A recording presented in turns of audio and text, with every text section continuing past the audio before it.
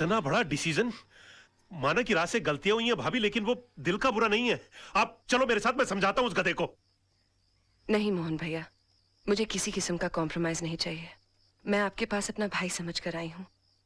अगर आप भी उनकी तरफदारी करेंगे तो मुझे यहाँ से भी चले जाना होगा। कैसी बातें कर रही हो भाभी, ये घर तो तुम्हारा है, लेकिन चिंटू के बारे में सोचो, उसके फ्यूचर के बारे में सोचो।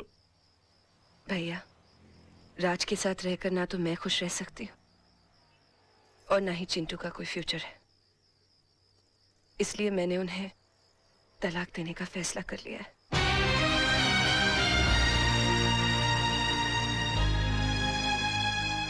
अंकल, ये तलाक क्या होता है?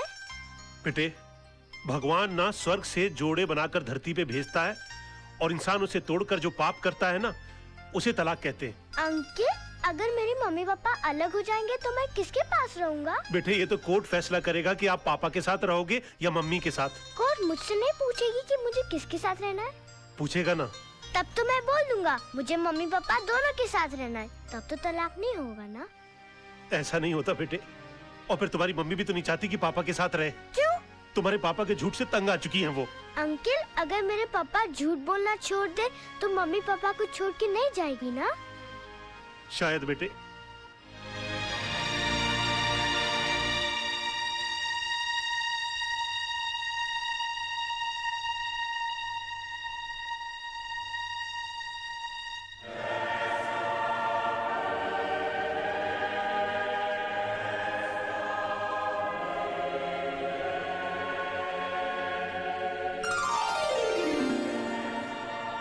भगवान, मेरी मम्मी मेरे पापा के झूठ से बहुत परेशान है। आप चाहो तो क्या नहीं हो सकता। ऐसा चमत्कार करो कि मेरे पापा कभी भी झूठ नहीं बोले। अगर चाहे भी तो उनके मुंह से कभी भी झूठ नहीं निकले।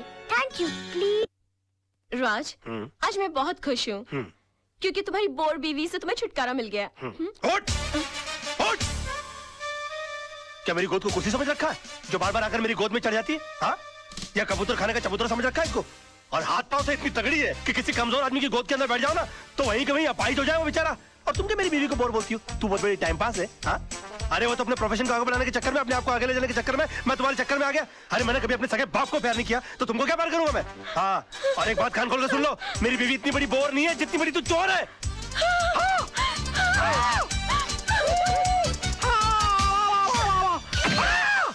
Oh my God! राज! राज!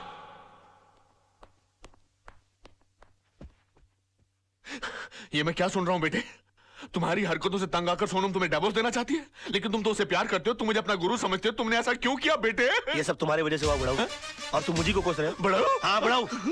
बेटी को पाला वो सब बंगले के अंदर और उसके बाद शादी के बाद सड़ने के लिए छोड़ दिया साला चाल के अंदर। हाँ? अरे वो तो कम अकल थी, लेकिन तुमको तो अकल थी, तुम रोक सकते थे उसको। लेकिन नहीं, मैंने तुमको अपना गुरु माना और तुमने क्या किया मेरे साथ? गुरुद्वारे के बाहर हाथ में कटोरा देकर भिखारी बनाकर खड़ा कर दिया मुझे और बोले बेटा मांग भीख। बड़े दामाद को डेरी चलाने के लिए कंपनी और मुझे क्या दिया? Social service centre. कहा गरीबों की दुआ लगेगी? मेरी बद्दुआ का डर नहीं लगा तुझे बुड्ढे? हाँ? बड़ी बेटी की शादी के बाद रिटायर नहीं हुआ, लेकिन मेरी शादी करते रिटायर होकर भिंडी और आलू उगाने के लिए चला गया गाँव के अंदर। और याद है किस तरह से पीठ पर हाथ मारकर मुझसे कहा, हाँ, कि बेटे I am proud of you my son, I am proud of you. मेरी बेटी खाली हाथ घर से जा रही है। अरे यार, जब बच्ची के हाथ में कुछ दोगे नहीं तो खाली हाथ ही जाएगी घर से। इतना भी नहीं कि महीने 2 महीने का खर्चा दे देते, लेकिन ना, कहा कि मेरी सारी चिंता दूर होगी। अरे अपनी चिंता जब दूसरों को दे दोगे तो खुद की चिंता तो दूर हो जाएगी ना।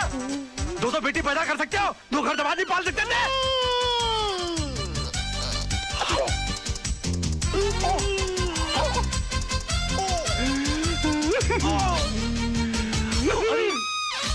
अरे बाप रे!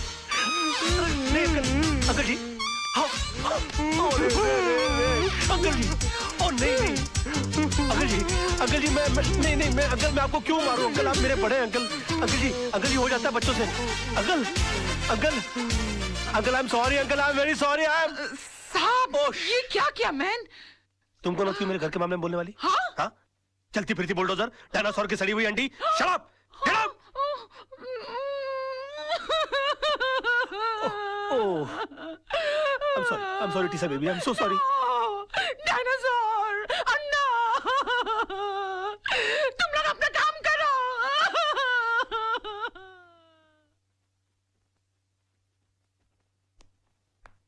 योर ऑनर, मेरे क्लाइंट मिस्टर विनोद कालरा पर श्रीमती कविता म्हात्रे ने यह इल्जाम लगाया है कि उन्होंने उनके पति मिस्टर आनंद म्हात्रे को घर से अगवा करके उनका कत्ल कर दिया है। पर यह हकीकत नहीं है ऑनर। ट्रेन के कंपार्टमेंट में मिस्टर आनंद म्हात्रे की लाश के साथ एक सुसाइड नोट बरामद हुआ है, जिसमें यह साफ साफ लिखा हुआ है कि हालात से तंग आकर उन्होंने आत्महत्या की। Yes your honour, Mrs Mhatre की कंप्लेंट है कि 13 अक्टूबर को सुबह 11 बजे उनके पति को अगवा कर लिया गया। बट 13 अक्टूबर को ही 11:05 पर मिस्टर विनोद कालरा मेरे सामने बैठे हुए थे। उनके कार की टक्कर एक ट्रक से हो गई। वो कंप्लेंट लिखवाने आए थे। मैंने FIR लॉन्च करके इन्हें भाटिया हॉस्पिटल ले जाकर इनकी मलहम पट्टी करवा दी। बस। शिरोडकर, तू कितना झूठ बोल रहा है? भूल गया 13 अक्टूबर सुबह 11 बजे तू कोर्ट में था? तुझ पर खुद रिश्वत लेने का मुकदमा चल रहा था। इंस्पेक्टर शिरोडकर, क्या ये सच है? योर ऑनर जी, लेकिन मैं क्या क्या क्या क्या क्या? चुप रहो। इंस्पेक्टर शिरोडकर को हिरासत में लिया जाए। अदालत में झूठी गवाही देने के जुर्म में इन पर मुकदमा चलाया जाए। सर, ये किसके साथ आए थे मुझे याद नहीं, लेकिन हाँ, इनके सर पर चोट आई थी और मैंने स्टिचेस लगाकर उन्हें भेज दिया था। मिस्टर सरदेसाई, अगर 13 तारीख को आपने विनोद जी की पट्टिया की थी तो बहुत बड़ी प्रॉब्लम हो जाएगी। क्यों? क्योंकि 12 अक्टूबर से लेकर 17 अक्टूबर के बीच में मिसेस सरदेसाई गोवा के मेरिट होटल में सरदेसाई जी के साथ छुट्टियां मना रही थी। और अगर वो सरदेसाई आप नहीं है तो फिर वो सरदेसाई कौन थे? क्या बकवास कर रहे हैं आप? Just shut up. अरे वो किसी और के साथ नहीं, मेरे साथ ही थी। हम हस्बैंड वाइफ छुट्टी मनाने गए थे। तो अगर आप 12 अक्टूबर से छुट्टियां मना रहे हैं गोवा के अंदर, तो 13 अक्टूबर को विनोद जी की पट्टियां किसने की? डॉक्टर सरदेसाई को भी हिरासत में लिया जाए। इनका मेडिकल प्रैक्टिशनर सर्टिफिकेट भी कैंसिल कर दिया जाए। Court is adjourn till tomorrow. क्या हो गया मुझे? ये मैं क्या वकील, क्रिकेट खेलने का मूड में क्या? 2 बॉल में 2 विकेट, इरादा क्या है तेरा? क्या हो गया मुझे? ये क्या हो गया मुझे? क्या हो गया मुझे? मैं इतना सच क्यों बोल रहा हूँ? Good morning sir. आज आप नहीं बोलोगे मैं कैसी लग रही हूँ? श्रीदेवी या माधुरी? सब बताओ ना प्लीज। शैतान की खाना लग रही हो। ऐसा बम लग रही है जो कभी भी फट सकता है। तुम बुर्का पहनकर क्यों नहीं निकलती हो? तुमको मालूम है बच्चे लोग देखकर कितना डर जाते होंगे। No, I am not mean. तुम बैठी हो तो ऐसा लगता है जैसे कोई भैंस पानी में बैठ गई हो। I resign. Sir sir sir sir sir मैं कैसा लग रहा हूँ? लग रहा हूँ ना बिल्कुल धर्म जी जैसा। धर्म जी की इतनी बेइज्जती। अबे तू धर्मेंद्र नहीं, तू बंदर लग रहा है। चलते फिरते कुरमुरे की गोनी, दिन भर डुक्कर की तरह खाता रहता है। एक दिन फुग्गे की तरह फट जाएगा। सड़क पर तेरी लाश पड़ी होगी, उठाने के लिए कुली बुलाने पड़ेंगे। और कभी कभी नहा भी लिया कर। भैंसे तेरे कपड़े इतने बांस मारते, पूरा स्टाफ परेशान रहता है तुझसे।